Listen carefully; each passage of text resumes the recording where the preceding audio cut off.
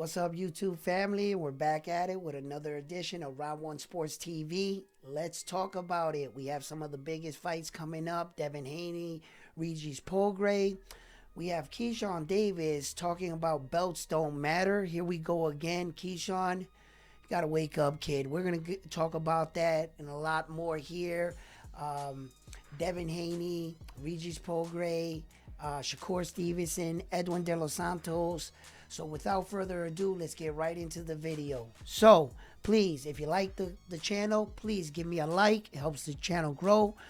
If you're new to the channel, subscribe to the channel. And like always, click that bell notification icon to get your notice and your latest unboxing news. So, well, I want to talk about Regis Prograis and Devin Haney fight.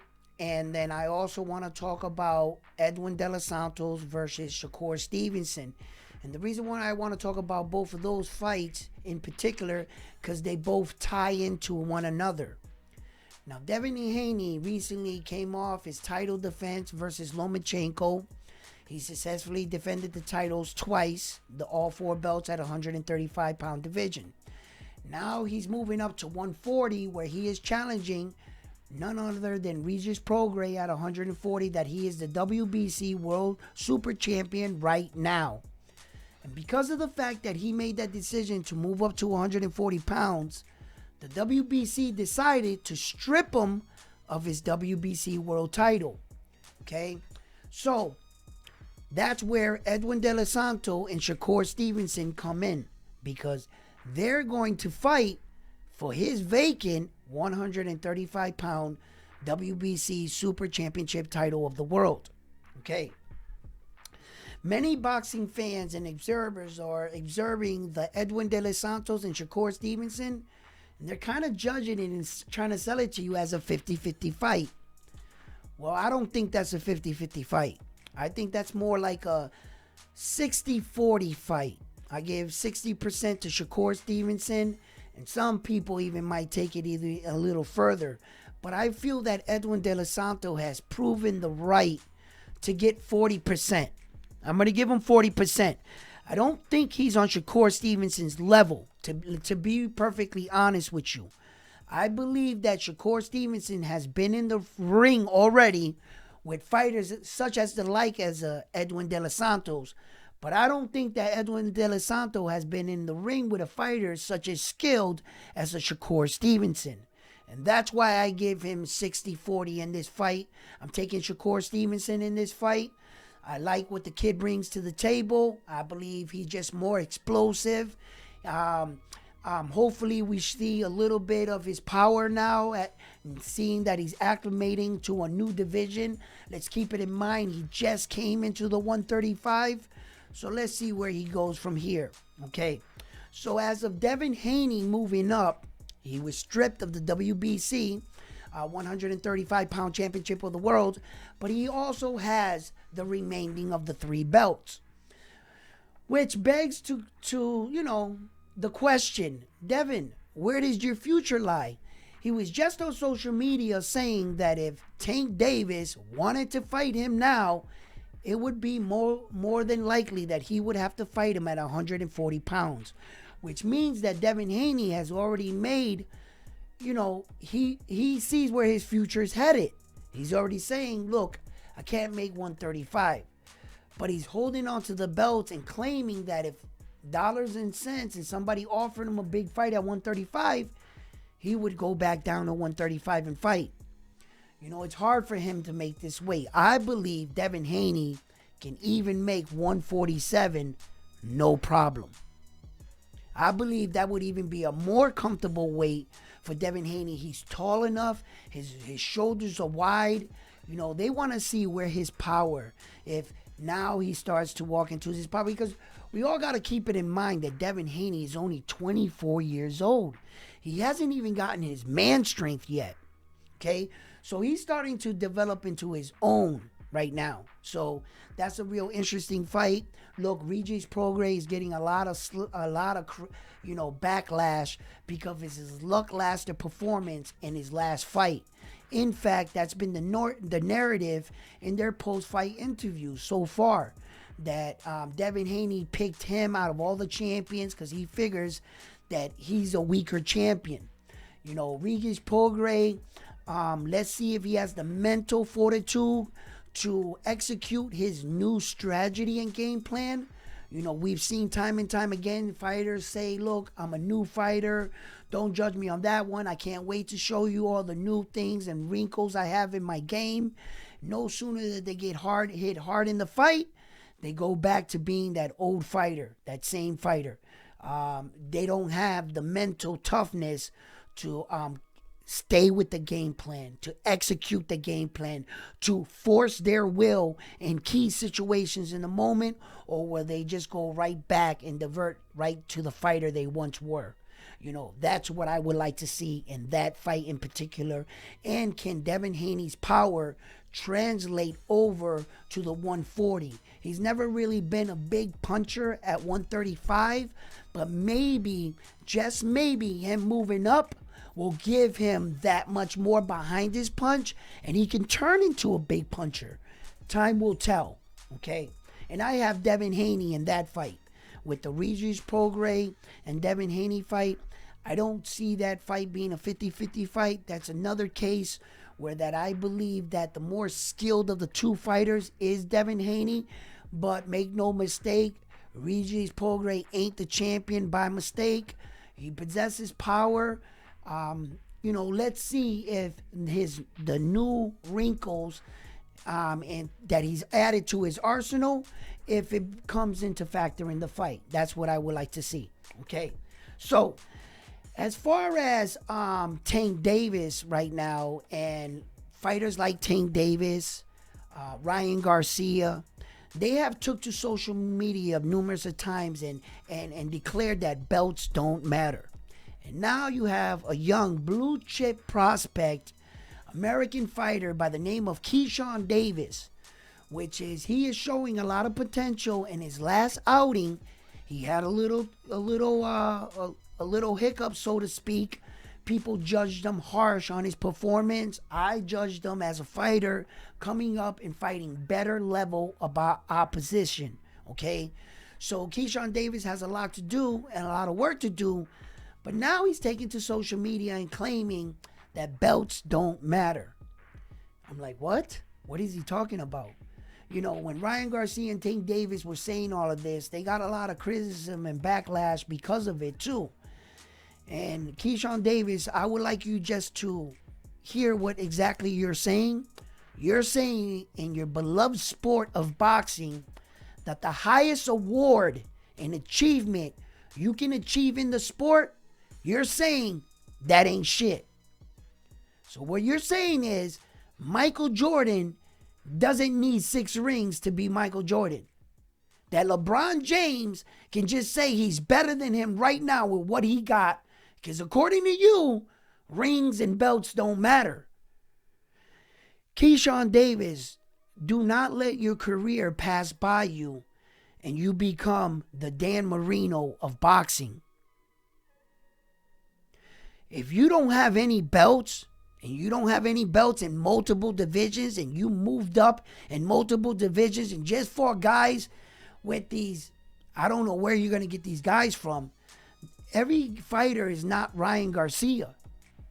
Okay? So how are you going to fight these big money fights and fight the best fighting the best? You wouldn't be considered fighting the best guy. He doesn't have a belt. The best guy has the belts.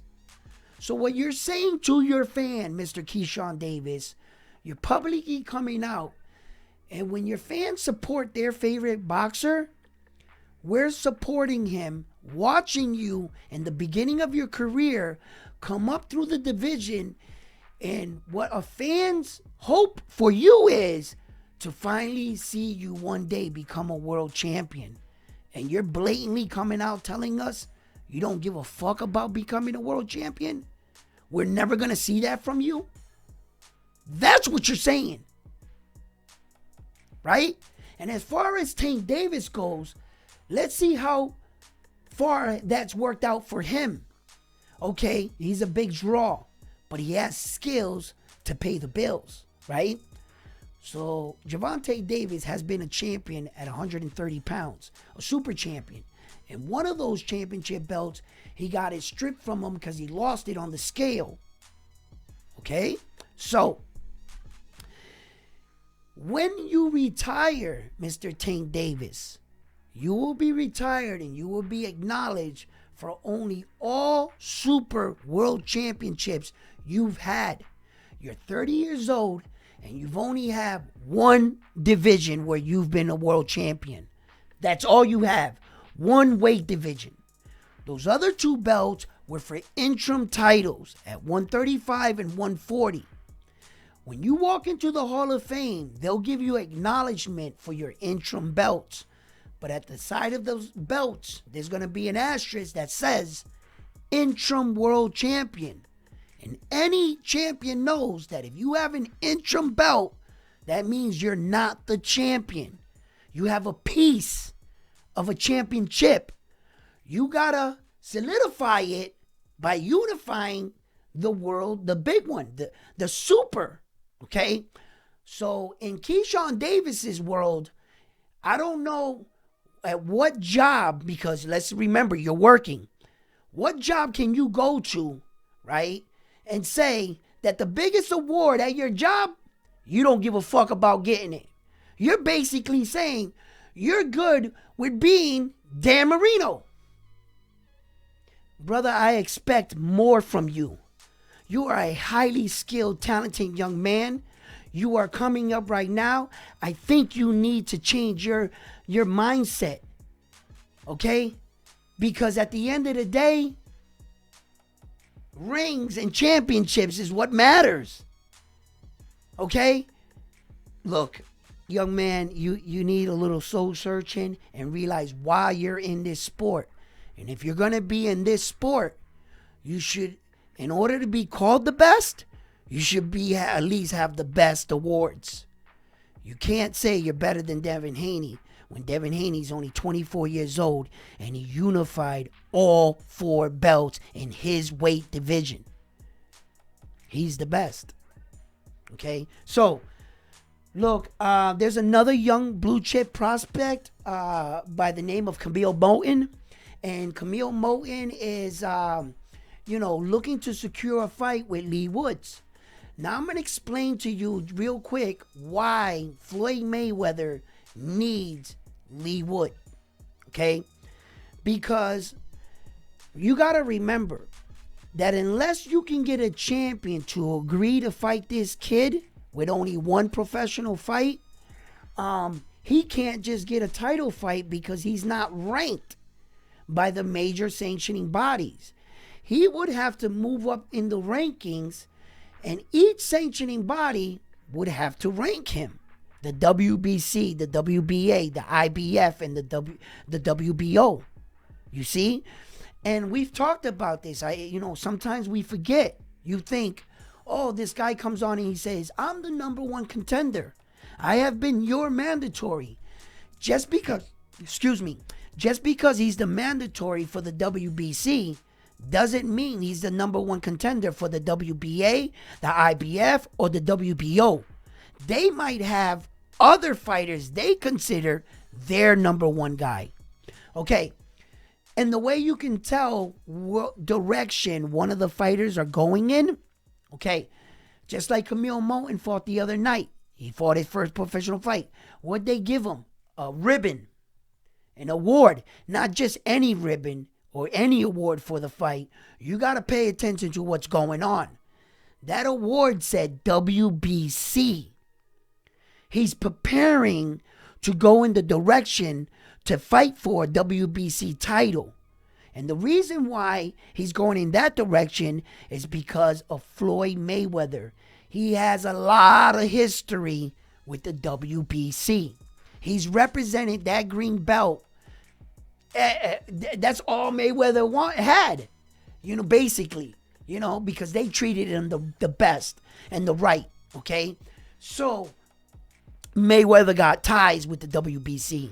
So as you can see, he's already putting Camille Moten in position. That's shit. That's what the hell you want. And if you can get that right out the gate from your boxing promotion, man, listen, Camille Moten, brother, sky's the limit, kid. You just gotta get it through. Anyway, the reason why he needs Lee Wood is because Lee Wood would have to agree to it. The reason why he hasn't offered this to any other champion is because perhaps they would have to fight their mandatory of the number one contender that's holding those belts. So the one that didn't have obligations so far was Lee Wood. But Ed Hearn kind of took to social media and he shot all that shit down. He was like, he ain't fighting Camille Moulton and blah, blah, blah, blah, blah. Because I think that the powers that be don't want this kid to beat Vasil High-Tech Lomachenko's record of being a champion in only 4 professional fights. You know, anything to stop the Americans from getting any more awards. You know, I get it. So Camille Moulton needs a champion to accept the fight, because that's the only way he's going to jump over everybody else. Anything less than that, he would have to move up the rankings and get ranked by the sanctioning bodies to get the right to fight for one of their belts. And that's how it works. Okay? So, and then in other news, you got Deontay Wilder trying to entice Joshua to fight him. People, I honestly believe if you can get Joshua to come from underneath the bed, okay, he may fight him. But unless you can do that, he's never going to fight Deontay Wilder. Okay? Now, you can say what you want about Deontay Wilder. We all know it. He doesn't have the best boxing in the world. But let's just keep this in mind, an interesting fact. Yes, he lost to Tyson Fury several times. Okay? But throughout his entire career, he's only lost to one guy. That's it. You do realize everyone else Deontay Wilder has fought, he's knocked everyone else. He has 100% knockout ratio against all other competition. No other man has lasted with him. Once he hits you with that right hand, it's over. It is over. Now, it took a really, really special type of human being. You got to think about this. A freak of basic nature. And I say that in the most respect to Tyson Fury. Okay? But this man is 6'9". And he's moving, okay, like a cruiserweight. Okay? He is moving.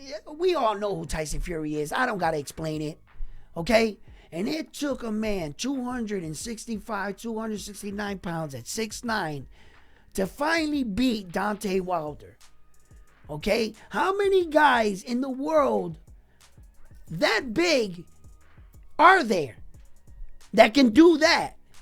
So Deontay Wilder is in a very, very small category of men in this world. He's like in the 1% of men in this world. Okay, and as far as right hands go, he's probably in an even lesser bracket, because Tyson Fury can't hit like that. Okay, he might have beat him, but it was a collective of all night of punches. It wasn't just one. Okay, so he can't hit like Deontay Wilder. There's not many people, like I said, he's also in a very small category by himself. Okay, of men. You know, there might be other men out there that are not famous that can hit as hard as he can. You know, I believe there's men out there that have not been discovered, or unfortunately due to circumstances, you know, they never became fighters. But can they hit? Are they out there? Yeah, they exist. But he's in a small category. Okay, so yeah, I believe that Edwin De Los Santos, Shakur Stevenson. I got Shakur Stevenson, Devin Haney, Regis Prograis. I got Devin Haney. Will Tank Davis ever move up and fight him at 140? That are yet to be seen. Listen, my honest assessment on Tank Davis, I believe if Tank Davis really gets serious with boxing finally, okay, although he is good right now, that's just regular Tank Davis, bro. Okay, had Tank Davis fought in his real weight class at 130 pounds, where I believe he would have been one of the most dominating 130 pound champions we've ever seen, Okay, and I believe he can beat everyone down at 130 pounds. Okay, and you would really get a type of Tank Davis that was focused and dedicated, and that would trim down and keep his diet down to make that weight. I believe he would have had all 4 belts by now at 130 pounds, and that was poor management and poor decision making on Tank Davis and his team for letting an opportunity at 130 just slip away from you. You know, you decided, look, I can just tack on the extra pounds and I don't have to, dehydrate myself all the time to make weight, and I can make it comfortably at 135 because the skills pay the bills, and I get it. But I don't think that we've seen the best version of Tank Davis, and I'm going to continue to say that, and I'll stand on my square. I'm telling you, I think this guy's even better than what he is now, man. We just got to get, it's that Hollywood, man. You gotta, I get it, man. You're coming from nothing and adjusting to that life, and all of a sudden having all this money, and then throughout all that, you're gonna make bad investments and bad choices and stuff, and you're gonna be like, man, I shouldn't have did that and this, and there's a lot to go with this. His life changed literally almost overnight. And he had so many other people that he wanted to take with him. I get it. I get all of that. That is a lot of distractions for a man that everybody's looking at you to save them. And that's what kind of situation Tank Davis is in. So I get it, man. And him having car crashes, going to jail, doesn't help. So, look, I don't know what Tank Davis's future holds. First, he was supposed to be fighting Eastside Pitbull Cruz. I'm not even sure if that fight is going to make it. I don't know. I don't know. But it seems like, first, no one wanted to fight Devin Haney. Devin Haney didn't have a big name. They said that he was, not big enough. Now, they can't keep Devin Haney's name out their mouths. Okay? He put a big target on his back, but I think that Devin Haney has not shown us the complete fighter that hopefully he evolves into, that I expect to see. I expect a lot from Devin Haney, being the fact that he was only 24 years old, so young to unify all 4 belts. I mean, a lot of people may criticize the way he got there or whatever. I don't care. He did it. It don't matter. You can't take that away from him. Okay?